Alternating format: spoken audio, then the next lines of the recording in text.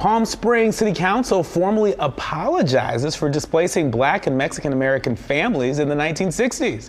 Former residents argue that the city owes them over $2.3 billion for the harm caused by their displacement. Now, the city is considering reparations for a group of individuals and is seeking legal advice. A reparations consultant will be involved in determining the compensation. The Agua Caliente Band of Coahuila Indians Reservation permitted the city to clear the land in Section 14, which is now under scrutiny. Families filed a tort claim alleging similarities between recent tragedies and violence that devastated Black Wall Street in Tulsa over a century ago. You know, these fights are so offensive.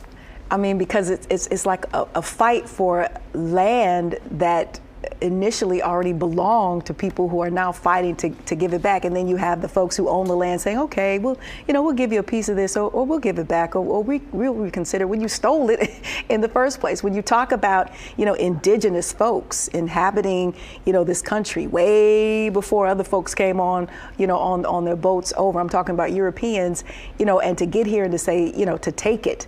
And then, years upon years later to say, okay, well, we'll give some of it back, or we'll consider giving some of it back. It's just a very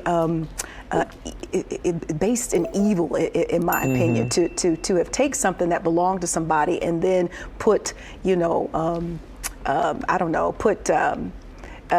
sanctions, if you will, on how you're going to give it back. Yeah, but I'm so encouraged. I'm encouraged by how this issue of reparations, which used to be a fringe issue, has now become a mainstream issue. And you have a number of cities from across the country, basically state and local officials, that are taking this seriously. And they developed task force, and they're taking out their calculator and figuring out, what does it look like? What does it mean to repair the harm that's been done? And so the fact that the city of Palm Springs has issued an apology, that's a great step. But right now, folks are saying, you owe us about $2 billion, and we need you to run us our check. Exactly, run that money. And so, we'll continue to keep an eye on this in so many cities across the country that are moving swiftly, on addressing reparations with the money. Reparations with moolah, not just IOUs and apologies, moolah.